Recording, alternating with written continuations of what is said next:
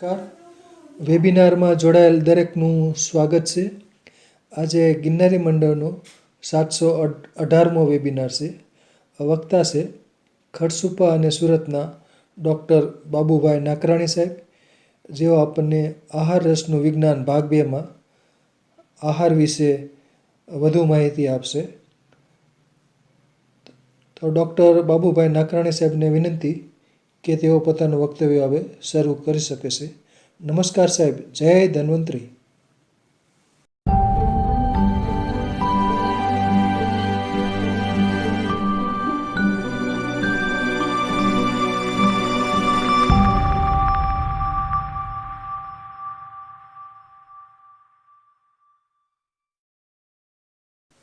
नमस्कार. जय धन्वंतरी. ओम ब्रह्मदक्षाश्वी रुद्रेन्द्रो भूचंद्रार्कानिलानलः ऋषयः सौषधिग्रामा भूतसंगास्तुपान्तु ते रसायनमेव वर्षिणां देवानाम् अमृतं यथा सुदैव उत्तम नागानां वैश्यजम् इदम् अस्तु ते. ओम शांति शांति शांति. ગિરનારી મંડળના બધા સહાધ્યાયી મિત્રો, ગુરુ તુલ્ય જ્ઞાની આત્માઓ અને જેની જનક રાજાની પેઠે જિજ્ઞાસા અને શ્રવણની જિજ્ઞાસા ઉત્કૃષ્ટ એવા બધા મિત્રોનો મળતા વાતો કરતા ખૂબ આનંદ થાય છે અને આપણને આ એક ધારાની અંદર ચાલવાનો સૌભાગ્ય પ્રાપ્ત થયું છે. એ માટે ભગવાન ધન્વંતરીની પણ ખૂબ ખૂબ આપણે આભાર માનીએ. એને માટે કઈક અંશે આપણી પાત્રતા વિકાસ પામે એ માટે પણ આ સમય આપણે પ્રાર્થના કરીએ. ગયા વખતે આપણે ભાગ 1માં આહાર રસની કે આહારની પૂર્વ ભૂમિકા રૂપે એનો ભોજન કાળ, ભોજનની વિધિ અને ખોરાકના ફાયદા વગેરે વાતો ઉપર, પછી જે પાત્ર હતું કયા પાત્રમાં ભોજન કરવું અને એના લાભાલાભ એની ઉપર પણ આપણે વાતો કરી. અને એમાં એક કન્ક્લુઝન એ આવ્યું કે કુકર નો ઉપયોગ નહીં કરીએ,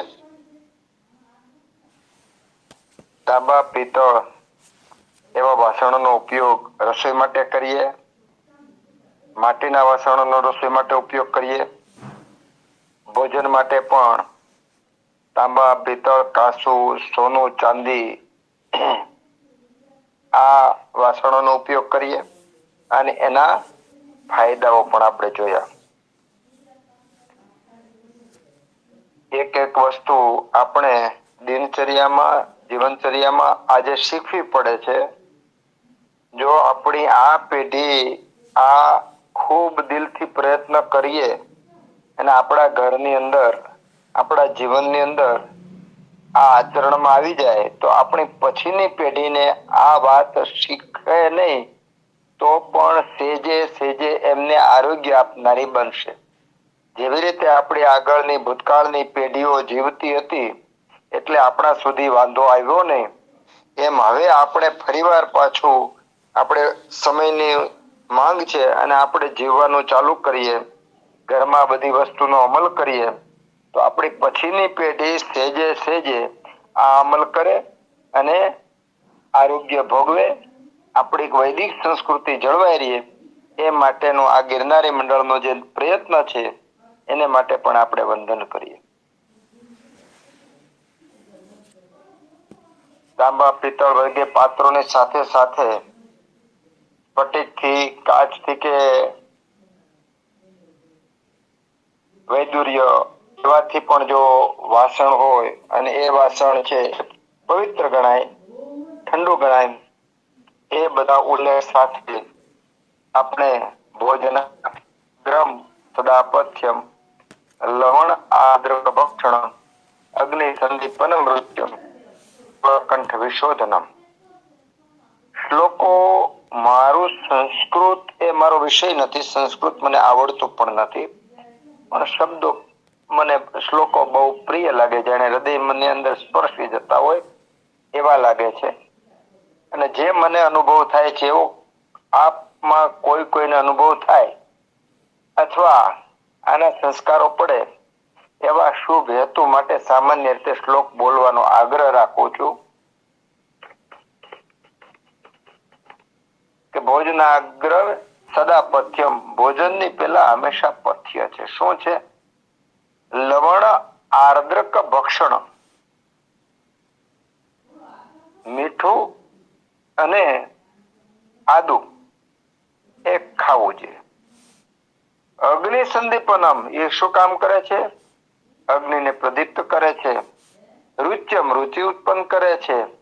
જીહવા કંઠ વિશોધનમ, જીભ અને ગળું કંઠ એને સાફ કરનાર છે. લવણ શબ્દ જ્યાં જ્યાં લવણ શબ્દ આવે અને લવણમાં કોઈ પણ પ્રકારનું સામુદ્ર લવણ, સંચળ લવણ કે એવું ઉલ્લેખ ન હોય તો લવણ શબ્દમાં સંધવ શબ્દ જ લેવો. જેવી રીતે દૂધ શબ્દ આવે તો ગાયનું દૂધ લેવાનું, ઘૃત શબ્દ આવે તો ગાયનું ઘી લેવાનું. જ્યાં સ્પષ્ટ હોય કે ભાઈ ભેંસનું દૂધ કે ભેડનું દૂધ તો વાત અલગ છે.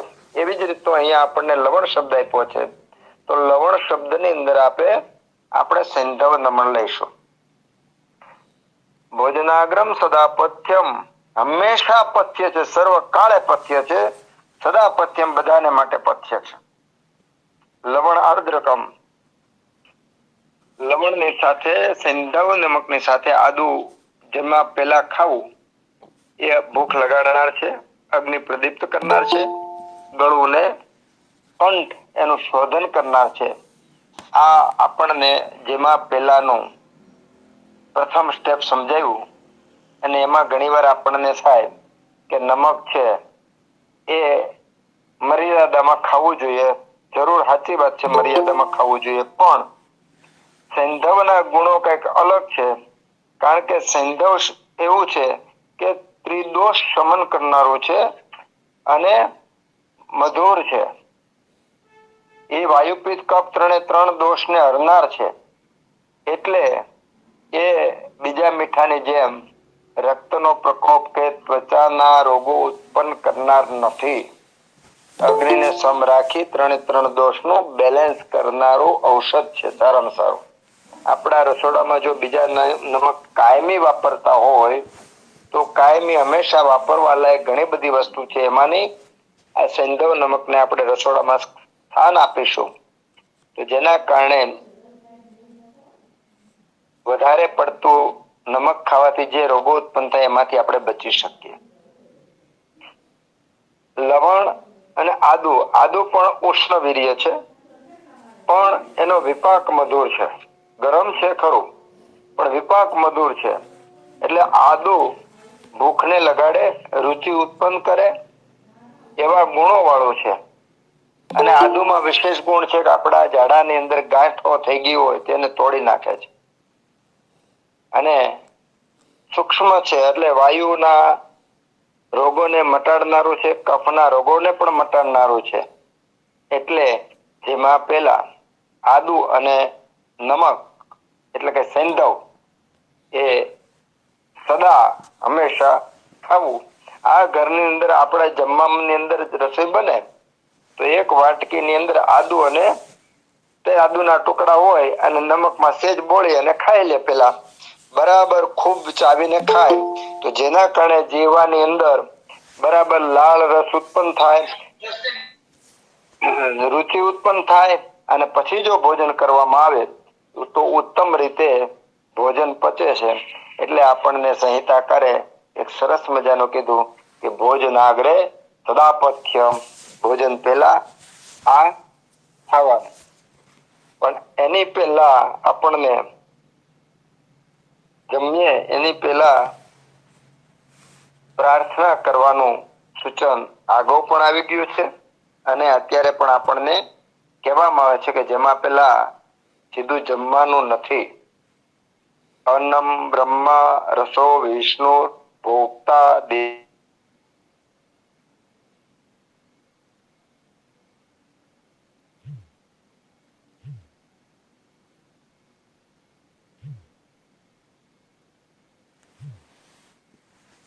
મંતમ સ્મરામ્યહમ. આગળ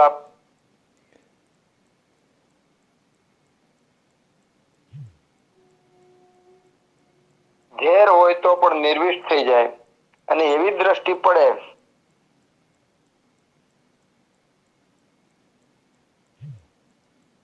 નાકરાણી સાહેબ અવાજ કપાય ની છે. અંદર દોષ જ દ્રષ્ટિ. અવાજ કપાય છે. ફરીથી શ્લોક બોલો.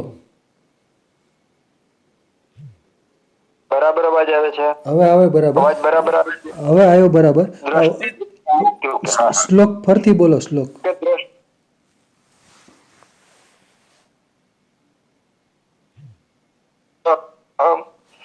ઇતિ સંચિન્ત્ય ભુંજાનમ દ્રષ્ટિ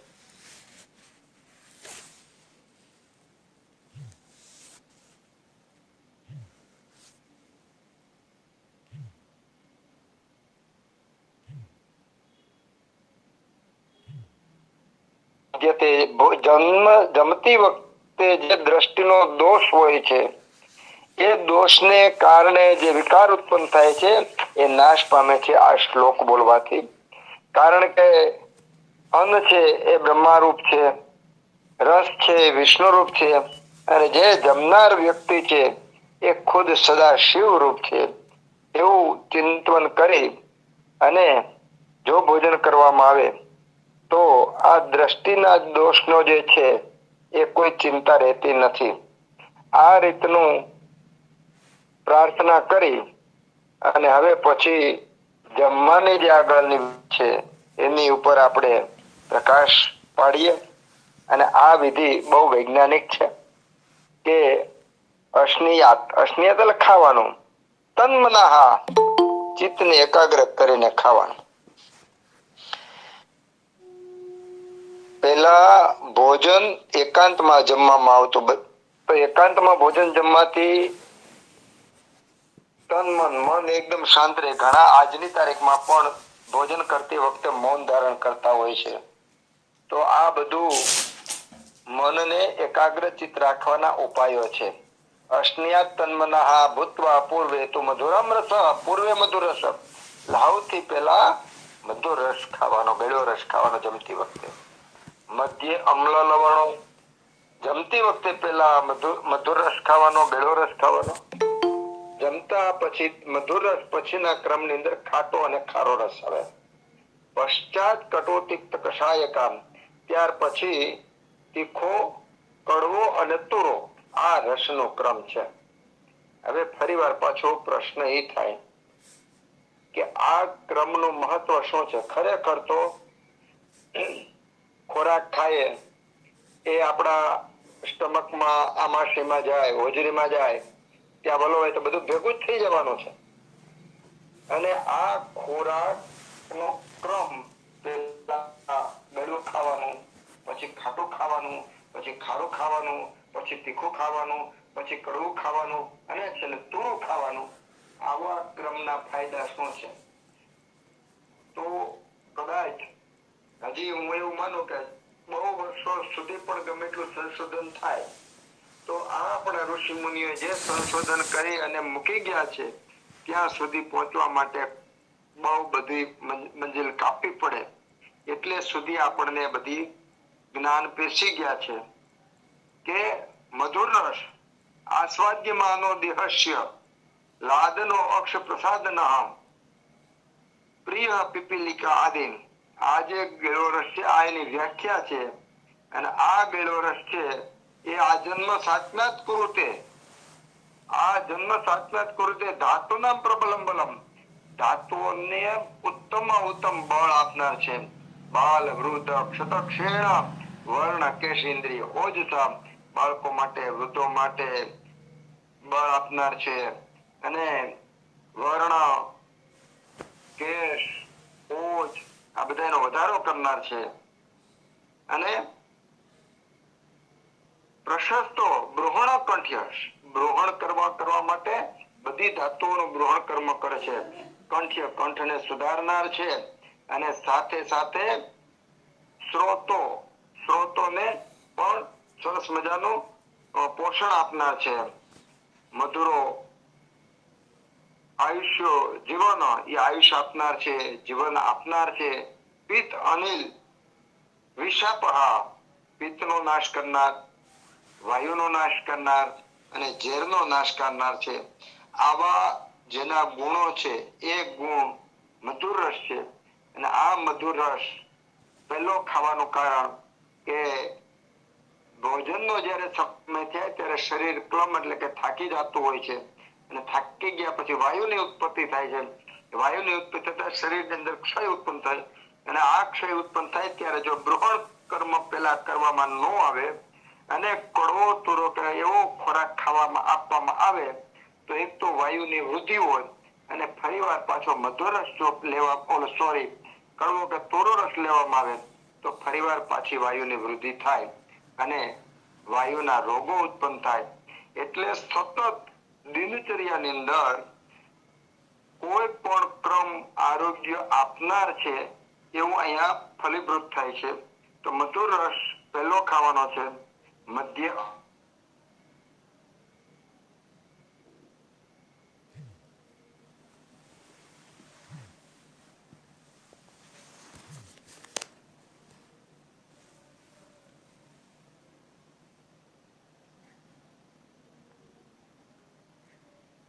પડવા માટે જો કોઈ કામ કરતું હોય તો એ અમ્લ અને લવણ રસ કરે છે અને એની અંદર એક પાકની ઉત્પત્તિ થાય, પાચન થાય, અગ્નિ ઉત્પન્ન થાય.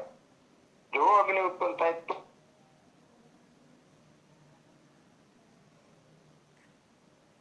એ વસ્તુ પરિણમે તો વસ્તુનું બીજા સ્વરૂપમાં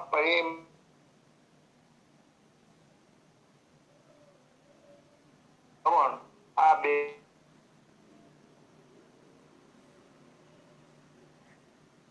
ઉત્તમ રીતે પચી શકે.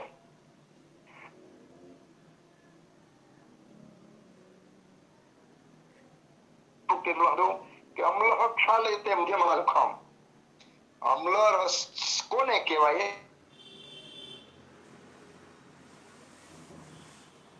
મોઢામાં પાણી આવી જાય અને પછી હર્ષણો રોમ દંતાના, રોમ અને દાંત એમાં હર્ષ ઉત્પન્ન થઈ જાય, હર્ષણ ઉત્પન્ન થઈ જાય, રોવાડા ઉભા થઈ જાય અને દાંત અંબાઈ જાય. અક્ષી ભ્રુવ નિકોચો નહમ, અને જ્યારે માની લો કે આપણે ખાટું ખાઈ તો ખાટું ખાય એટલે આપણે અક્ષી એટલે આંખ અને ભ્રુવ કપાળ એ કરચલું પડી જાય. આવું જે વસ્તુ ખાવાથી આવા લક્ષણો ઉત્પન્ન થાય એવી વસ્તુને અમ્લ રસ કહેવાય. એટલી મોટી વ્યાખ્યા આપણે આપી દઈએ. આવી વ્યાખ્યા બીજી ક્યાંય આયુર્વેદ સિવાય ક્યાંય મળશે નહીં. અમ્લઃ ક્ષાલયતે મુખમ હર્ષણો રોમદંતાનામ અક્ષી ભ્રુવ નિકોચનઃ.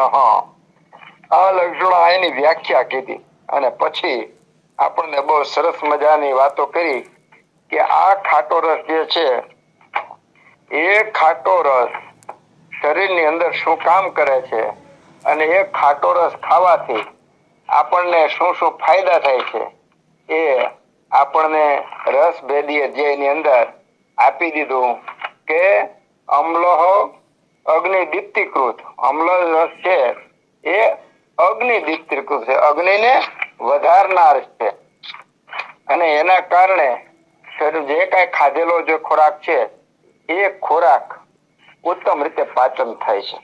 એટલે ગળા રસ પછી ખાટો રસ આપવાનું કારણ કે ઉત્તમમાં ઉત્તમ પાચન ઉત્પન્ન થાય એના માટેનું છે. અમ્લ અગ્નિ દીપ્તિકૃત, અગ્નિ ને વધારે છે. સ્નિગ્ધ છે. હૃદય હૃદય માટે હિતકારી છે. હવે ખાતા ખાતા જમતા જમતા જો આપણને આનંદ ન આવે તો એ ઉત્તમ રીતે પચે નહીં. મધુરસ ખાઈએ તો મધુરસ છે ઇન્દ્રિયોની પૂર્તિ કરે, ઓજ વધારે અને એની સાથે અમ્લરસનો એના પછીનું પગથિયું જો અમ્લરસ ખાવામાં આવે તો હૃદય એટલે કે આનંદ પ્રફુલ્લિત થવા માંડે, પાચન રોચન ઉત્તમમાં ઉત્તમ પાચન કરે અને રુચિ ઉત્પન્ન કરે, ખોરાકની અંદર રુચિ ઉત્પન્ન કરે. રુચિ ઉત્પન્ન કર્યા વગરનું કોઈ પણ વસ્તુ ખાવામાં આવે, કોઈ પણ વસ્તુ જોવામાં આવે, કોઈ પણ વસ્તુ સાંભળવામાં આવે, કે કોઈ પણ વસ્તુ એપ્લાય કરવામાં આવે તો એ રુચિ વગરની વસ્તુનો આનંદ પણ હોતો નથી અને એનું પરિણામ પણ સારું હોતું નથી. એટલે અમ્લ અગ્નિ દીપ્તિકૃત સ્નિગ્ધો હૃદયપાચન રોચન ઉષ્ણવીર્યો. ખાટો રસ છે એ ઉષ્ણવીર્ય છે. હિમસ્પર્શ અડવામાં ઠંડુ લાગે પણ પ્રેરణ એટલે આપણને તૃપ્તિ કરનાર છે. ક્લેદનો લઘુ, જો ક્લેદન કર્મ ન કરે તો યોગ્ય રીતે પાચન ન થાય, એટલે ક્લેદન પણ કરે લઘુ હળવું છે. આ ખાટો રસ એ બીજો નંબર આપ્યો. ત્યાર પછી ત્રીજો ક્રમ આપ્યો લવણ રસ ને. હવે લવણ રસ છે ને એની વ્યાખ્યા પણ બહુ સરસ મજાની આપી છે. હવે આપણે એક પણ શબ્દ આગળ ચાલીએ તો એ શબ્દને સમજીએ તો થોડું આપણને આહાર વિજ્ઞાનનું રહસ્ય સમજાશે. કે પહેલા તો લવણ રસ કેવો એની વ્યાખ્યા શું? તો લવણ સ્યંદયતિ આશ્યમ એટલે કે ખારો રસ મોઢામાં મૂકીએ તો તરત જ મોઢામાં પાણી છૂટે.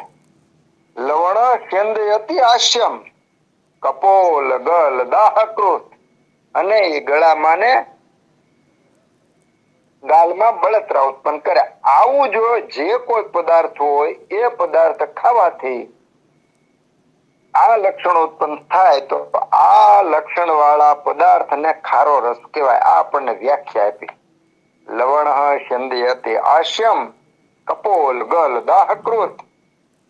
આપણે એવું કહેતા કે ઋષિ મુનિઓ જંગલમાં ગમે ત્યાં ફરે તો વનસ્પતિઓ એની સાથે વાતો કરે અને પોતે કયા રોગ મટાડે, પોતાનામાં કેવા ગુણો છે એની જ્ઞાન ઋષિ મુનિને થઈ જાય.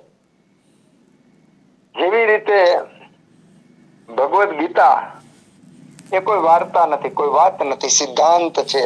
એક એક શ્લોક સિદ્ધાંતથી ભરેલો છે.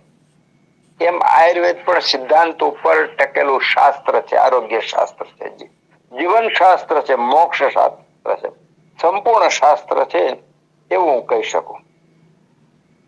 તો જેવી રીતે ઋષિ મુનિઓને આ જ્ઞાન હતું કે ભાઈ મેં મોઢામાં પાંદડું લીધું, મોઢામાં જોયું, અથવા કીટ પીપીલિકાદી માલ્યો કે જેની ઉપર કીડા ને મકોડા વધારે લાગે તો મધુર રસ એ ગળ્યો રસ છે. એમ ઋષિ મુનિઓને આ જ્ઞાન દર્શન, સ્પર્શન અને આવા વિભાગથી થતું એટલે ઓટોમેટિક જ્ઞાન આવી જતું. આ જ્ઞાન આજની તારીખમાં પણ એટલું જ શક્ય છે. જો આપણે ચિંતન, મનન, અધ્યયન ને સત્સંગ કરીએ તો આ જ્ઞાન આજે પણ આપણને મળી શકે.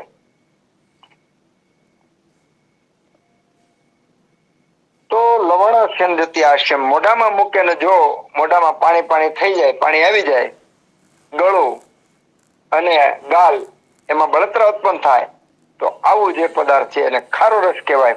અને ત્યાર ત્રીજો રસ આપણે ખારો એટલે ખાઈએ છીએ કે ખારો રસ છે એ અણુ પરમાણુને વિભાજિત કરવામાં, છૂટા કરવામાં વધુમાં વધુ ભાગ ભજવે છે.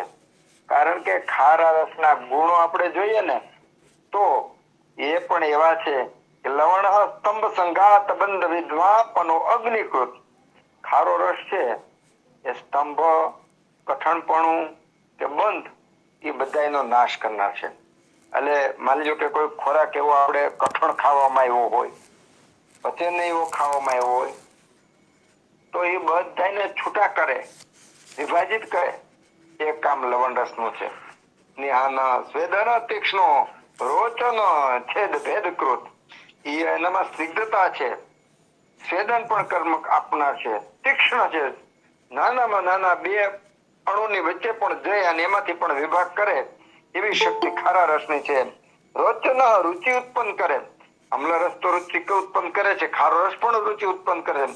છેદ ભેદ કૃત છૂટા છૂટા વિભાગ પાડી નાખે. આ વિભાગ છૂટા છૂટા પાડે એટલે જે રસ ઉત્તમમાં ઉત્તમ પચવો જેવો પચવો થાય. તો અત્યારે પેલો આપણે મધુર રસ ખાધા પછી ખાટો ને ખાટા પછી ખારો, આ રસ ખાય એટલે જે પાચનનો ક્રમ છે એ પાચનનો ક્રમની અંદર ભવિષ્યમાં એટલે કે જેમાં પછી આપણને જે રસ રક્તાદિ ધાતુઓની અંદર પરિણામમાં જોઈએ એ ઉત્તમમાં ઉત્તમ રીતે આ પરિણામ પામે. તો પહેલું મધુર રસ ખાવાનો, બીજો અમ્લ અને ત્રીજો લવણ. આમાં કોઈને શંકા થતી હોય કે આપણે બધું ભેગું ખાઈએ તો શું વાંધો છે? કોઈ વાંધો હોતો નથી, કારણ કે શરીરની અંદર ખૂબ બધી સિસ્ટમો ઓટો રિપેરિંગ માટેની કરતી જ હોય છે, પણ જેટલું રિપેરિંગ કામ ઓછું કરાવીએ એટલું શક્તિ વધારે થાય. બાળક ભૂલો કરે તો મા બાપ કઈ બહુ એનો પેલું કરતા નથી, પણ એનો અર્થ એવો નથી કે બાળકે ભૂલ કરવી જ જોઈએ. નહીતર મા બાપ નારાજ જરૂર થાય, પણ છતાં એટલું બધું બાળક ઉપર વાંધો નહીં આવે, એનું રક્ષણ માટે છે. એમ ખોરાકના નિયમો ન પાળવાથી જ્યાં સુધી શરીરની અંદર ઓટો સિસ્ટમ રિપેરિંગની છે એ શક્તિ બરાબર છે ત્યાં સુધી શરીરને વાંધો આવતો નથી, પણ એવી એની શક્તિ ખલાસ થઈ જાય એટલે એના રોગો ઉત્પન્ન થશે. માટે જમવાના જે નિયમો છે એ નિયમો બધા એકાંતમાં જમવાનું, રસનો ક્રમ જાળવી રાખવાનો, શ્લોક બોલવાનો, તન મન થઈને એકાગ્ર ચિત્તથી જમવાનું. આ બધા નિયમો માત્ર ને માત્ર શરીરને, ઇન્દ્રિયોને, મનને અને આત્માને આરોગ્ય આપવા માટે છે એવું સમજવું, કારણ કે આપતા પુરુષો દ્વારા આપણને આ જ્ઞાન આપેલું છે. તો અશ્નિયાત તન્મનઃ ભૂત્વા પૂર્વે તુ મધુરમ રસમ મધ્ય અમ્લ લવણો પશ્ચાત કટોહો. એના પછી કટોર એટલે કે તીખો રસ છે. તીખો રસ જે છે એ કોને કહેવાય? તો તિક્ત એટલે કડવો રસ. અને અહીંયા પેલા આપણે ચોથો રસ છે કટુ. કટુ એટલે તીખો રસ. કટોર એટલે તીખા રસની વ્યાખ્યા આપણે જોઈએ તો ઉદ્વેદ જયતિ જીવાગ્રમ પૂર્વમ ચિંચમામ કટુહુ શ્રાવયન અક્ષી નાસાશ્યમ કપોલૌ દહતીવ ચ. જેમાં ખાદ મોઢામાં મૂકતા જ મોઢામાં ચમચમાટ થવા માંડે, જીભનું ટેરવું આવી જાય અને ટેરવાની આગળનો ભાગ છે જે જીભનો એ આવી જાય, એમાં ચમચમ થવા માંડે, આંખ નાક અને મોઢામાં પાણી આવવા માંડે, ગાલમાં જાણે કે બળતરા થતી હોય એવું લાગવા માંડે. તો આવું જે પણ પદાર્થ ખાવાથી આવા લક્ષણો ઉત્પન્ન થાય તો એ પદાર્થને તીખો રસ કહેવાય. ઉદ્વે જયતિ જીહ્વાગ્રમ પૂર્વમ ચિમચિમામ કટુઃ શ્રાવયન અક્ષિનાશાસ્યમ કપોલૌ દહતીવ ચ. આ રસ છે તીખો રસ. અને તીખો રસ કોને કહેવાય? તો આને કહેવાય. હવે તીખો રસ જે છે અત્યારે આપણે જે આ રસોનો વાતો કરીએ છીએ એ સૂક્ષ્મ રૂપે વાતો કરીએ છીએ. પછી જો સમયનો અવકાશ હશે તો આપણે આ એક એક રસ ઉપર પણ ઘણી ઊંડાણપૂર્વક વાતો કરીશું કે જેના કારણે આપણને આરોગ્યના શાસ્ત્રની અંદર ઘણી બધું ઊંડાણપૂર્વક ખેડાણ થઈ શકે. તો અત્યારે હું જે કહું છું માત્ર આહારના ક્રમને સમજાવવા માટે બહુ શોર્ટમાં વિમર્શ કરીએ છીએ. ભવિષ્યમાં આ એક એક રસ ઉપર આપણે ઘણું ઊંડાણપૂર્વક વાતો કરીશું. તો તીખો રસ કોને કહેવાય? ઉદ્વે જયતિ જીવાગ્રમાં આપણે જોઈ લીધું, આ એની વ્યાખ્યા જોઈ. પણ તીખા રસનું કામ શું છે? કટોરગલ આમયોત ઉદર્દ કુષ્ઠ અલસક શોભજિત વ્રણ અવસાદ સ્નેહ મેદ ક્લેદ ઉપશોષણ દીપન પાચન રુચ્ય શોધનો અન્નસ્ય શોષણ છિનતિ બંધાન સ્રોતાંસી વિવૃણોતિ કફાપહ. આ તીખો રસ છે ને એ ગળાના રોગો મટાડે. ઉદર્દ એટલે કે શીળસ હોય એને મટાડે. ચામડીના રોગો, કુષ્ઠ, અલ્સર, સોજા એ બધું મટાડે. તિકાશનો દૂર કરે, ચરબી ને ભીનાશનું શોષણ કરે. દીપન અને પાચન, ભૂખ લગાડે ને ખાધેલું પચાવે. અને રોચન રુચિ એટલે રુચિ ઉત્પન્ન કરે. શોધન શરીરનું શોધન કરે છે અને અન્નનું શોષણ કરે છે.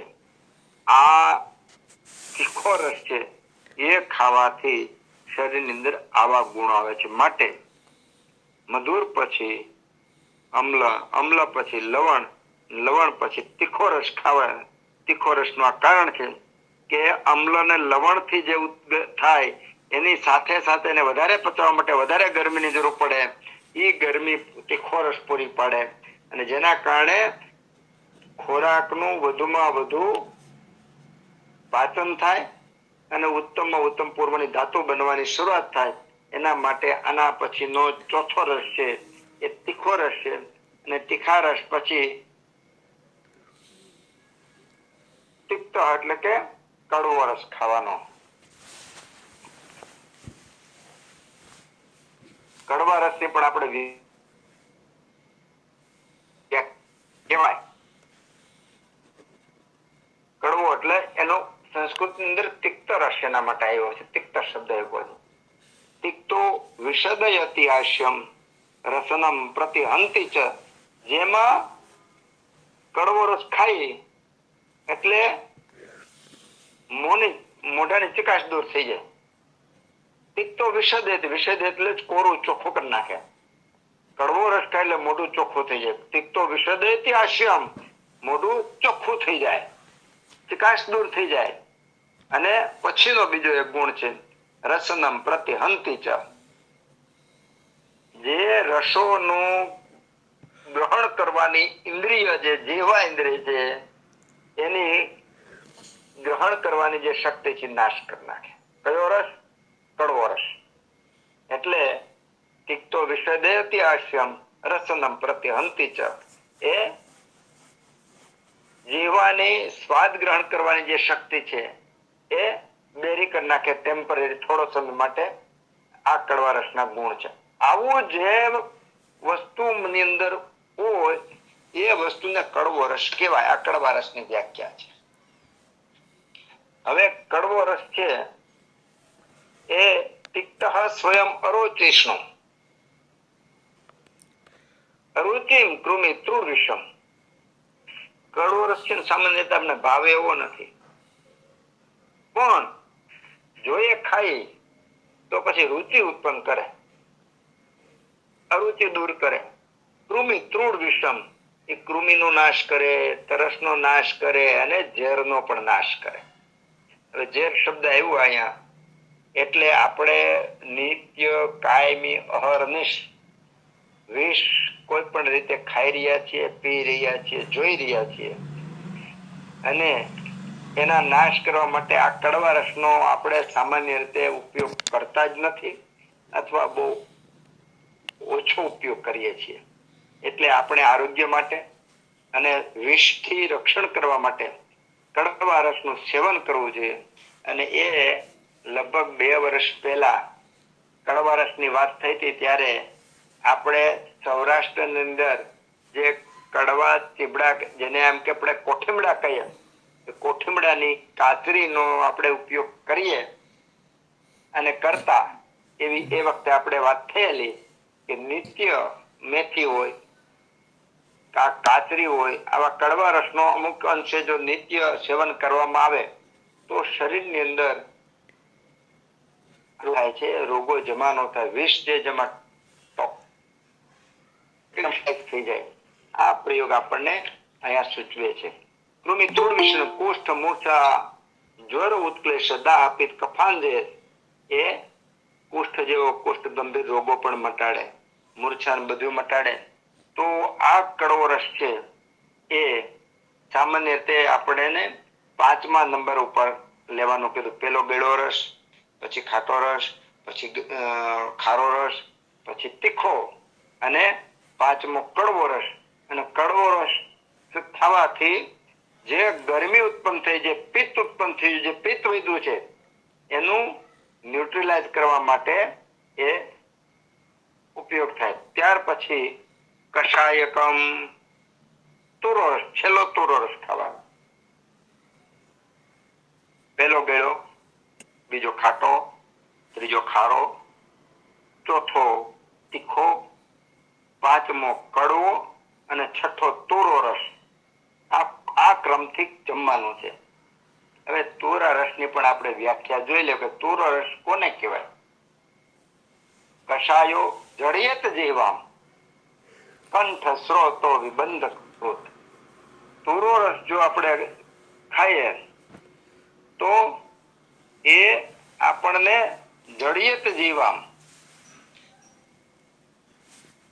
જીવા થોડી જડ જેવી થઈ જાય અને સ્વાદ પારખવાની જે ક્રિયા છે મંદ પડી જાય તુરા રસથી.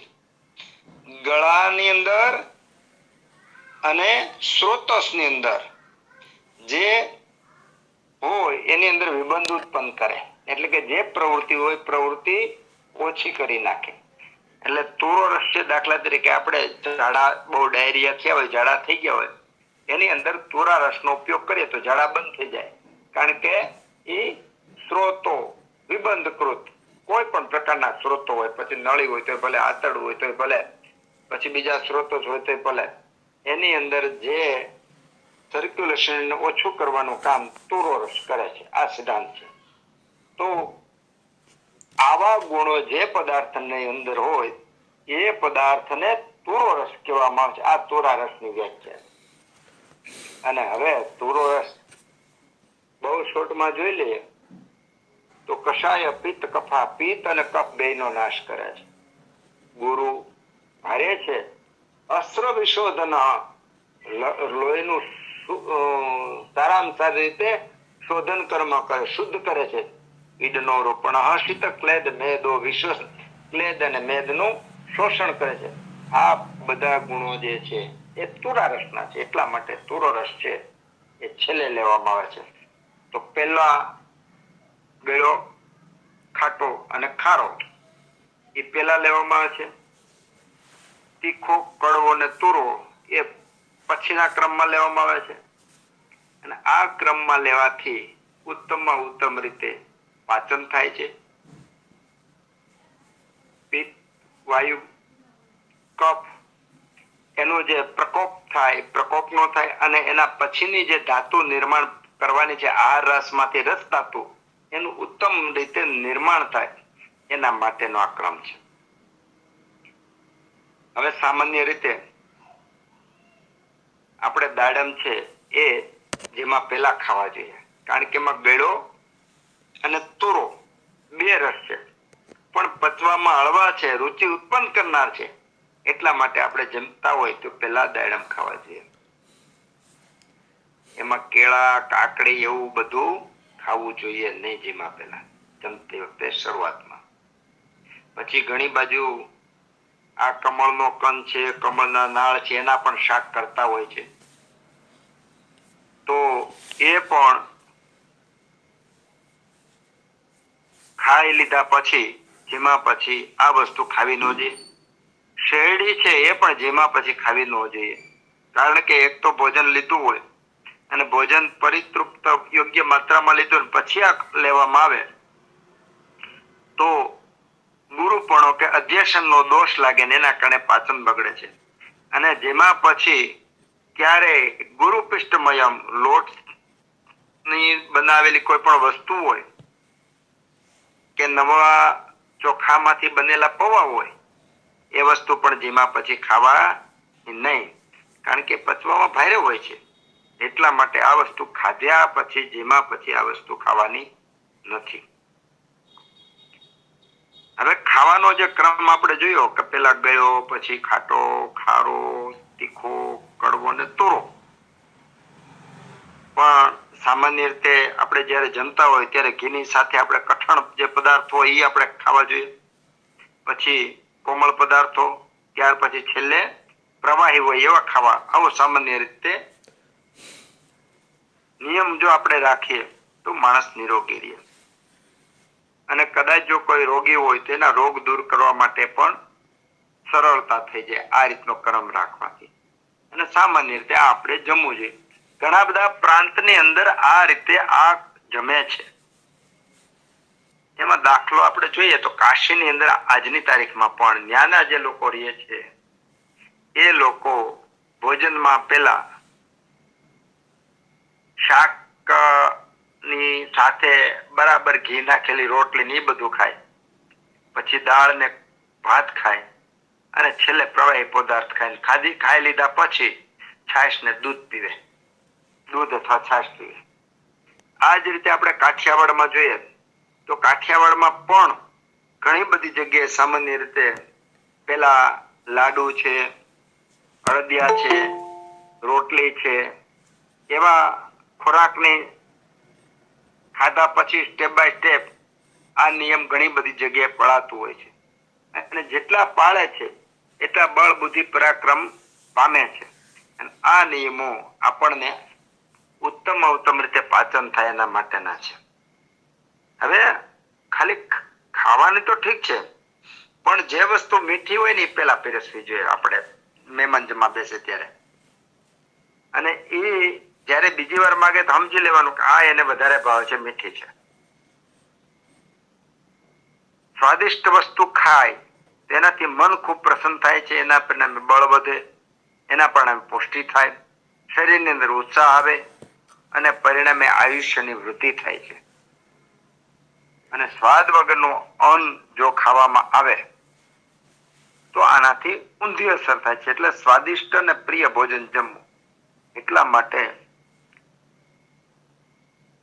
જે આપણું રસોડું છે એ રસોડું નહીં પણ આરોગ્યનું કેન્દ્ર કહી શકાય. કે આપણું આરોગ્ય કે અનારોગ્યનું ઘડતર નક્કી ક્યાંથી થાય છે? રસોડામાંથી થાય છે. અને એટલા માટે આપણી જે સ્ત્રી છે, ઘરની સ્ત્રી, એને અન્નદાતા કહી શકે. તો એ આપણા આરોગ્યની રક્ષા કરનારી છે. સ્ત્રીની અંદર એટલી કુશળતા હોય, એટલી ચપળતા હોય, એટલી આવડત હોય કે કયો ખોરાકને કેમ રાંધવો એ ભારતની સ્ત્રીને જેટલું જ્ઞાન છે એટલું વિશ્વની કોઈ પણ સ્ત્રીને જ્ઞાન નથી. હજારો જાતના રસોઈને ખોરાક બનાવવાની ક્ષમતા ભારતની નારીની છે. 100 જાતના ભજીયા બનાવી શકે, ઘઉંના લોટની અનેક વાનગી બનાવી શકે, ઘીની ને એ ખૂબ બધી વાનગી બનાવી શકે, તળવાની નાંતના એટલી બધી વાનગીનો ખજાનો જે ભારતમાં છે, વિવિધતા છે. જો વિવિધતાને ખરેખર આમ જુદી જુદી પાડવામાં આવે ને તો એમ થાય કે આ ખજાનો, આ વિદ્યા જે ભારતમાં છે દુનિયામાં કોઈ પાસે નથી. પણ અત્યારે આપણે જંક ફૂડ બાજુ વેળ્યા છીએ. એમાંથી ફરીવાર પાછું કહી શકીએ કે આપણે એમાંથી પાછું વળવાનું છે.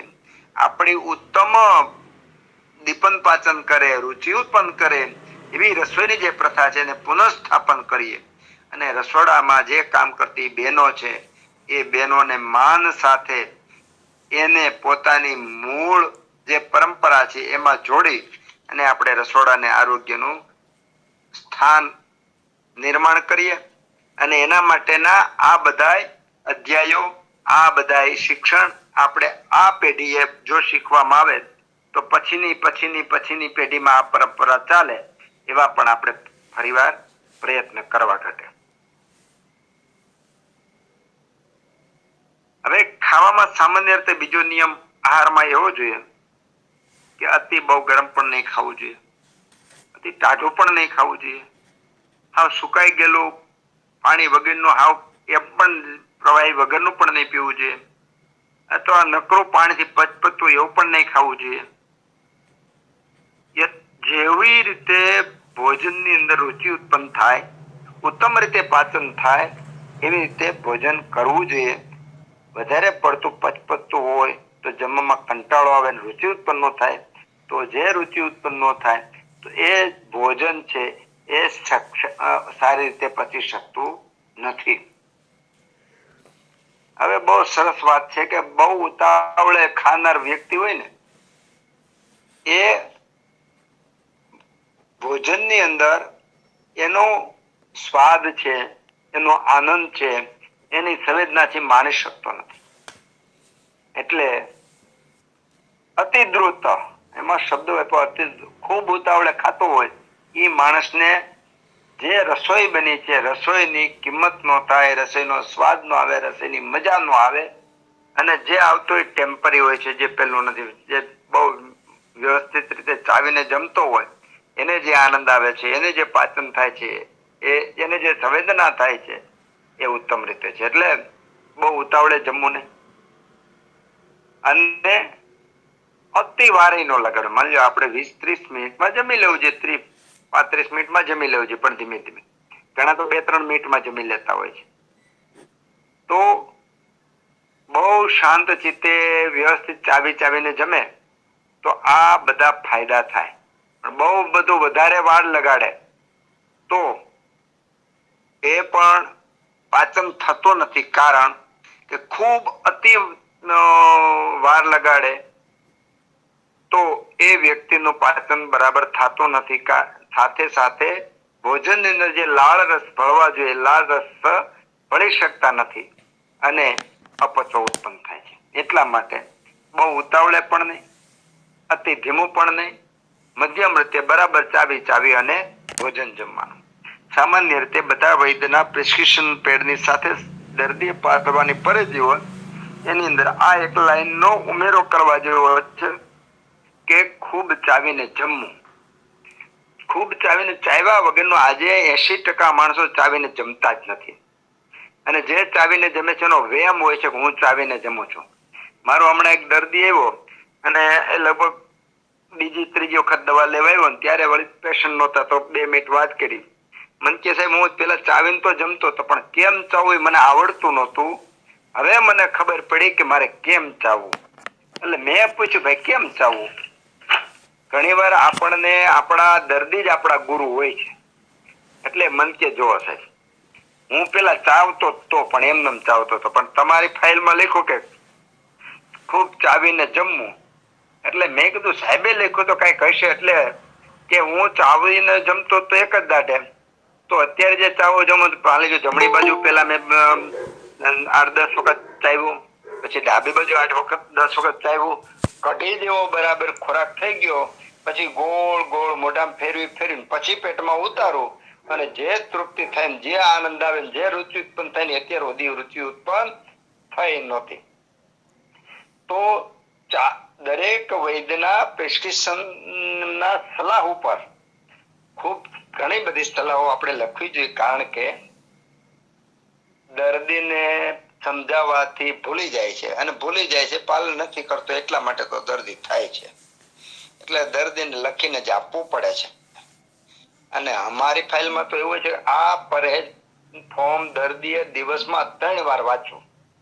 એટલે વારંવાર રિપીટ કરે તો દર્દી પોતાનાથી થતી ભૂલ પહેલી વાર ને બીજી વાર ને ત્રીજી વાર ને ચોથી વાર દર્દીને પોતાની ભૂલ પોતાની જાતે સમજાઈ જાય. તો ચાવીને જમવાનો પણ ખૂબ મહત્વ છે અને ચાવ્યા વગર નો જમે તો એના દોષો લાગે છે. હવે જેને પાચન બરાબર ન હોય, અગ્નિમંદ હોય, એવી વ્યક્તિએ ભારે ખોરાક ખાવા ન જોઈએ. કારણ કે મન જઠરાગ્નિ હોય એ વ્યક્તિ પોતાનો જે પ્રમાણ હોય એના કરતા વધારે ખાય તો સ્વભાવથી જ એક તો એનામાં અગ્નિ મન છે અને આપણે જે ખોરાક ખાઈએ છીએ એ ખોરાક પોતાના સ્વભાવને કારણે ભારે હોય અથવા આપણે દળ્યું હોય અને બીજા સંસ્કારે હોય એના કારણે પણ એ ખોરાક ભારે બન્યો હોય. એના પરિણામે મંદાગ્નિ વાળો હોય, જેનો અગ્નિમંદ થયો હોય એવો ખોરાક એવી વ્યક્તિ આ ખોરાક ખાય તો એનો અગ્નિ વધારે મંદ પડે અને વધારે બીમાર પડે. એટલા માટે મંદ અગ્નિ વાળાએ આ પ્રકારના ખોરાક એમણે લેવા ન જોઈએ અથવા માત્રા ઓછી લેવી જોઈએ. આપણે જે ખોરાક ખાઈએ છીએ એ ખોરાકના 6 પ્રકાર છે. આહારમ ષડવિધમ, 6 પ્રકારના આહાર છે.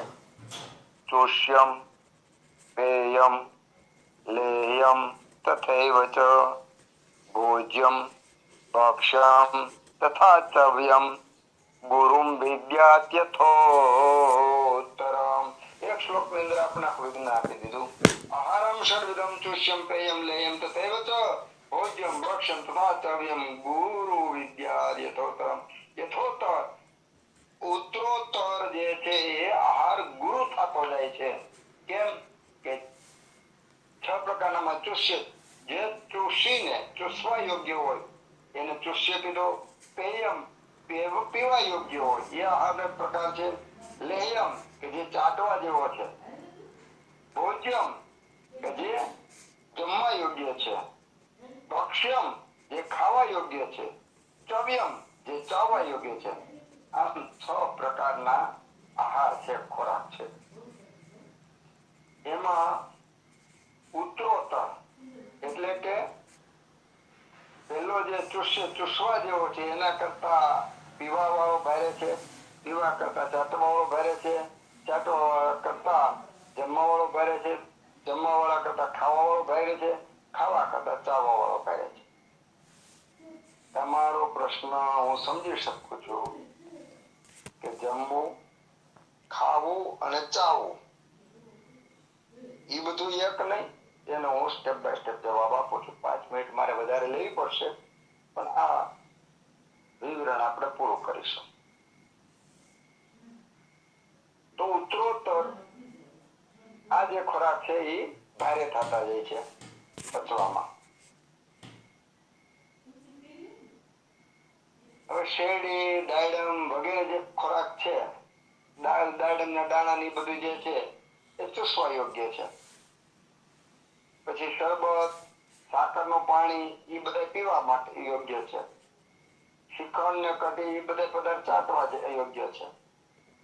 દાળ ભાત એ બધા જમવા યોગ્ય છે. લાડવા, માલપુડા એ બધું ખાવાને યોગ્ય છે. પૌવા, ચણા એ વગેરે ચાવવા યોગ્ય છે. તો મને એવું લાગે છે કે તમને જે શંકાથી શંકામાંથી દૂર થઈ હશે કે 6 પ્રકારના જે ખોરાક છે એ 6 પ્રકારના ખોરાકની અંદર ચૂષ્ય,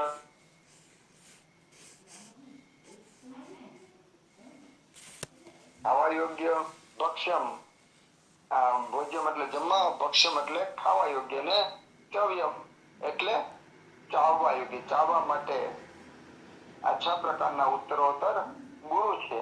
આ પ્રકારના આપણા ઘરની અંદર, રસોડાની અંદર કે બનતી રસોઈની અંદર જે આહાર છે એના વિભાગ કરી અને કેટલી માત્રામાં કઈ વ્યક્તિ ખાય એ પણ આપણે શીખવું પડશે, સમજવું પડશે, એનું જ્ઞાન મેળવવું પડશે. જેવી રીતે મારા દર્દી એવું કીધું હતું કે હું તો ચાવતો તો પણ મને ખબર પડી કે ચાવવું કેમ અત્યારે ખબર પડી. એમ હું ને તમે ખાઈએ છીએ પણ મોટા ભાગના વ્યક્તિને ખાતાય આવડતું નથી, પાણી વગેરે પીતાય આવડતું નથી. હું તો ક્યાં સુધી ટોયલેટ એટલે સંડાસ જાતાય આવડતું નથી, પેશાબ કરતાય આવડતું નથી, ઊંઘતાય આવડતું નથી, સમય પસાર કરતા એને આવડતું નથી. આવી વ્યક્તિઓ કૃષ્ણ ભગવાને કીધું કે જે બેહોશ અવસ્થામાં આ બધી ક્રિયાઓ કરે છે, એ અર્જુન આ બધી વ્યક્તિઓ મરેલી જ છે, એને મારવાનું તને દોષ નથી, માટે તો ચિંતા કરમાં. તું જે જોવે છે બધા મરેલા જ છે. એમ જે ક્રિયા વખતે સભાન ન હોય, ક્રિયા વખતે જે ધ્યાનસ્થ ન હોય, તો એ વ્યક્તિને એક ક્રિયાની જે સંવેદના છે, એક ક્રિયાનો જે ભાવ છે, એક ક્રિયાની જે વસ્તુ છે એને પામી નથી શકતો, અને પરિણામે એના કારણે મળવું જોઈએ આરોગ્ય અને મળે છે અનારોગ્ય, રોગનો ભોગ બને છે. એટલા માટે આપણે આવી બધી વસ્તુઓની કથા, આવી બધી વસ્તુઓની વાતો કરવી પડે છે, આપણે શીખવું પડે છે, અને શીખીને આપણે યત કિંચિત જે કઈ આવડે એ આપણે બીજી વ્યક્તિને સુધી સંદેશો આપવાનો છે. આપણા ગિરનારી મંડળ દ્વારા આ વસ્તુનું જે સ્થાપન થયું છે કે જ્ઞાન વર્ધનમ, દાન તો ઘણા બધા હોય છે. અન્નનું દાન હોય, વસ્ત્રનું દાન હોય, ધનનું દાન હોય, જ્ઞાનનું દાન હોય, પણ બધા દાનની અંદર ઉત્તમમાં ઉત્તમ જો કોઈ દાન હોય તો જ્ઞાનનું દાન છે. અને જ્ઞાન રૂપી યજ્ઞ ગિરનારી મંડળ દ્વારા ચાલે છે. એમાં યત કિંચિત સાંભળવા વાળા અને બોલવા વાળા જે આહુતિ આપે છે એના પરિણામે આ યજ્ઞ અખંડ ચાલે અને એનો લાભ સર્વ સમાજને મળે. સર્વ સમાજ સુખી થાય, રાષ્ટ્ર સુખી થાય અને આરોગ્ય પ્રાપ્તિ થાય, સુખ સંપત્તિ અને યશ ને સંતોષ ને એવું બધું મળે. એવી આ પ્રસંગે ભગવાન ધન્વંતરીને પ્રાર્થના કરી અને હું વિરમું છું. જય ધન્વંતરી. જય ધન્વંતરી, જય ધન્વંતરી. ખૂબ ખૂબ આભાર ડૉક્ટર બાબુભાઈ નાકરાણી સાહેબનો, જેમણે આહાર રસનું વિજ્ઞાન વિશે આજે સરસ સમજૂતી આપી. ખાસ કરીને જમતા અગાઉ પ્રાર્થના કે મંત્ર કે શ્લોક નું બોલવો જોઈએ, એટલે શ્લોક બોલવો કે મંત્ર બોલવો. અને પછી ભોજનની શરૂઆતમાં લવણ અને આદુ, સિંધવ અને અદરકનું સેવન કરવું. એનું ભોજનાના પ્રારંભે સદાપથ્યમ લવણમ આદ્રકમ. અને જે ભોજનનો જે આપણે તો ષડરસ વાળું ભોજન હોય છે, પણ અને અલગ અલગ આપણે હોય, મીઠાઈ હોય, દાળ ભાત હોય કે શાક હોય, રોટલી હોય કે અથાણાં હોય, આ રીતનું નમકીન હોય કે અલગ અલગ છાશ હોય, તો આ બધું આખું ગુજરાતી થાળી આખી પીરસી હોય. તો શરૂઆતમાં નાકરાણી સાહેબે કીધું કે મધુર રસ એટલે કે ગળ્યો રસનું સેવન પહેલાં કરવું. પછી ખાટો રસ, અમ્લ રસ લેવો, પછી ખારો રસ લેવો, પછી તીખો રસ, પછી કડવો રસ અને છેલ્લે તુરો રસનું સેવન કરવું. તો આપણે જે જીભ છે એ સ્વાદેન્દ્રિય છે, એટલે સ્વાદ પારખી શકે છે. એટલે ટંગ આપણે બોલવા માટે પણ જીભનો ઉપયોગ કરીએ છીએ અને સ્વાદ પારખવા માટે પણ જીભ ઉપયોગી છે. એટલે આહારના જે ષડરસ છે, તો ષડરસમાં મધુર એટલે કે ગળ્યો, એને ઇંગ્લિશમાં સ્વીટ કહેવામાં આવે છે. ખાટો એટલે કે અમ્લ, એને સાવર રસ, સાવર ટેસ્ટ કહેવામાં આવે છે, ખાટો રસ, અમ્લ રસ. લવણ એટલે કે ખારો, એને સોલ્ટી ટેસ્ટ કહેવામાં આવે છે, સોલ્ટ. તીખો, સંસ્કૃત નામ છે કટુ, અને ઇંગ્લિશમાં એને કહેવામાં આવે છે પંજન્ટ, તીખો રસ. કડવો રસ, એને સંસ્કૃતમાં તિક્ત રસ કહેવામાં આવે છે અને ઇંગ્લિશમાં એને બીટર કહેવામાં આવે છે. તુરો એટલે કે કસાય રસ, એને એસ્ટ્રિન્જન્ટ કહેવામાં આવે છે. તો આ 6 રસ છે એ ષડરસ વાળું. આમ તો ભોજનની અંદર પણ એવી રીતનું રાંધવામાં આવે છે કે ષડરસ વાળું ભોજન બનતું હોય છે. અને છતાં પણ અલગ અલગ જે વાનગીઓ બનાવેલી હોય છે, લાડુ હોય, મીઠાઈ હોય, શીરો હોય કે અન્ય કોઈ પ્રકારની મીઠાઈ હોય, તો મધુર રસને પહેલાં સ્થાન આપવાનું કહ્યું છે. અને દરેકના પાછા ગુણધર્મો પણ છે. અને આજે ભોજન છે 6 પ્રકારે આપણે પાચન થતું હોય છે. એમ કે એટલે અલગ અલગ લેવાનું હોય છે. ચતુર્વિધમ, કે આજે ગીતા જયંતિ છે એટલે ગીતા વિશે પણ નાકરાણી સાહેબે આજે થોડુંક છેલ્લે ઉલ્લેખ કરી દીધો.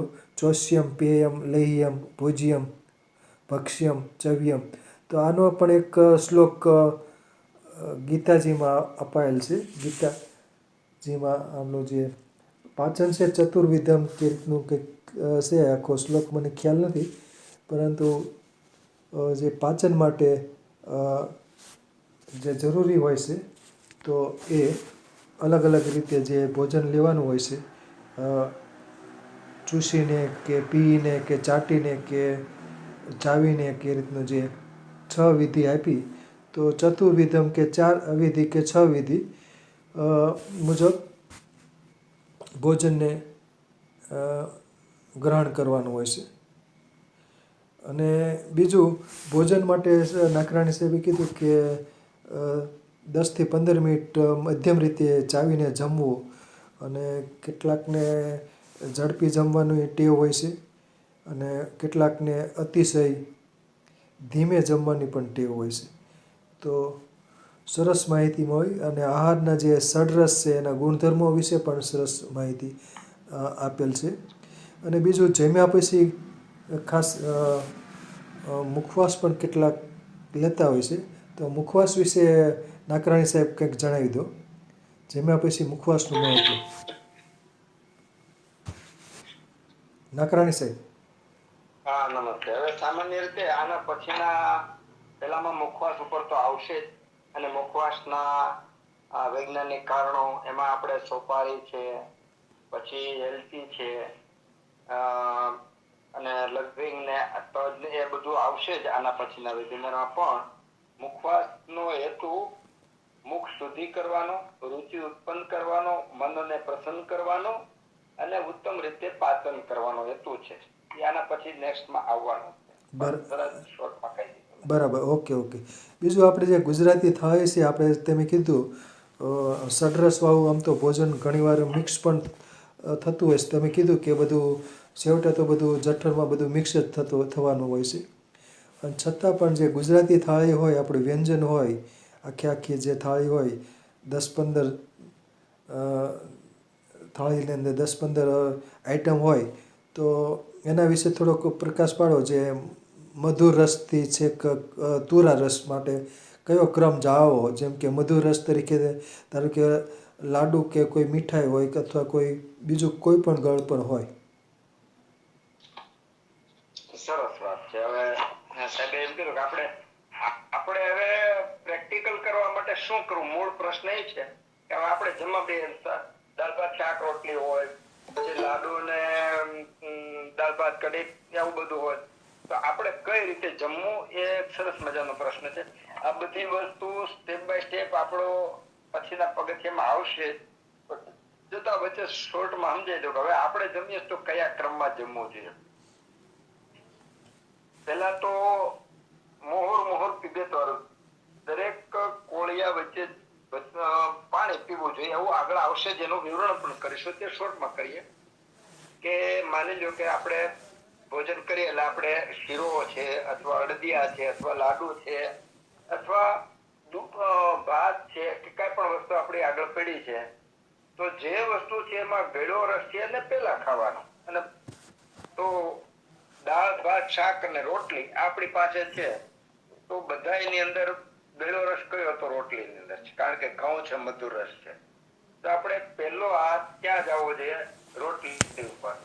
રોટલીને બરાબર ચાવી અને ખાવી જોઈએ. અને ખાઈ અને પછી પ્રવાહી પીવાનો કીધું છે. કાઠિયાવાડી વાળા માટે, ગુજરાતી માટે તો આ નિયમો સેજે પડાય છે, કારણ કે આપણે દાળ છે, કઢી છે, પાણી છે, છાશ વગેરે આપણે ખાતા જ નથી. રાજસ્થાન કે બીજા પ્રદેશમાં જાય ને તો એ લોકો હાથમાં રોટલો અને શાક મૂકીને ખાલી ખાતા, બીજું કાંઈ હોતું નથી. તો એમાં પણ ઘણીવાર આ દોષો વૃક્ષતાનો અથવા કઠિનતાનો દોષ લાગે. જ્યારે આપણે ગુજરાતીમાં તો ભેગી દાળ પીએ છીએ, ભેગી કઢી પીએ છીએ, છાશ પીએ છીએ, દૂધ પીએ છીએ. તો એ જે ખોરાક ખાય છે આલોડવાનું અને મિક્સ કરવાનું કામ કરે છે. દાળ ભાત શાક રોટલી મીઠું આ બધી વસ્તુ છે, તો પેલું આપણે રોટલી ખાઈશું. રોટલી પછીનો સાથે આપણે દાળ પીએ છીએ, કારણ કે પાણીની જગ્યાએ પાણીમાં જ્યાં આપણે સ્વાદ ઉત્પન્ન કરવો હોય, બે કોળિયા વચ્ચે જે રુચિ ઉત્પન્ન કરવી જોઈએ, તો મોઢું ચોખ્ખું થાય તો જ થાય. એના માટે આપણે આવા પ્રવાહિક પદાર્થ પીતા હોઈએ છીએ. તો રોટલી પછી આપણે રોટલીને શાક ખાતા હોઈએ, ત્યાર પછી દાળ ભાત ખાતા હોય છે, અને છેલ્લે છાશ પીતા હોય છે. કાશીના લોકો આજની તારીખમાં આ કરે છે. આપણે કાઠિયાવાડમાં પણ મોટા ભાગે આ અત્યારે ચાલુ છે. હવે ભોજનની અંદર માની લો કે મિષ્ટાનની સાથે ભોજન હોય, તો મિષ્ટાનની અંદર પેલું મિષ્ટાન ખાઈશું, ત્યાર પછી રોટલી એવું ખાઈશું, ત્યાર પછી આપણે દાળ ભાત ને એવું ખાઈશું, ત્યાર પછી આપણે છાશ છે કે એવું લઈશું. આ રીતનો ક્રમ લેવાથી રસનો ક્રમ પણ જળવાશે અને જે ખોરાક પચે એના માટેનો ક્રમ પણ જળવાશે. એટલે સામાન્ય રીતે આપણે આ રીતે જમવું જોઈએ. છતાંય આપણે આ ચર્ચા આપણે શ્રોતાજનો બધા સાથે મળી અને અધૂરી માહિતી આપણે પૂરી પાડશું, જેના કારણે આપણી જ્ઞાનની વૃદ્ધિ થાય. નમસ્તે. બરાબર, સરસ સરસ. ત્રિપાઠી સાહેબ બે શબ્દો કહેશે. બોલો ત્રિપાઠી સાહેબ.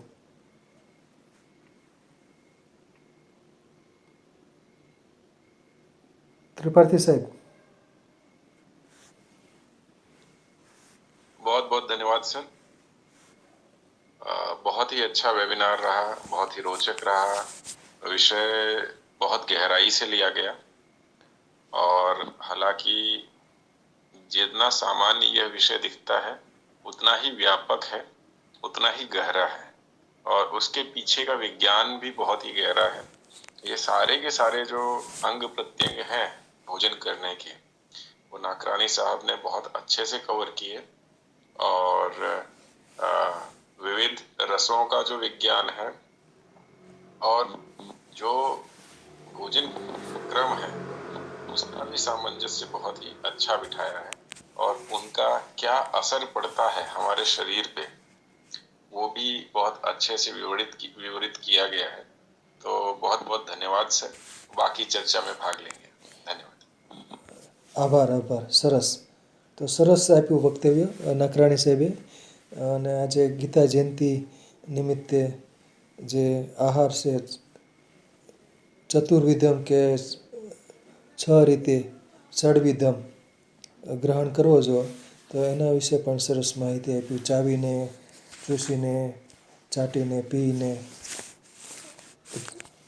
અલગ અલગ રીતે સરસ રહ્યું વક્તવ્ય. આભાર. સરસ.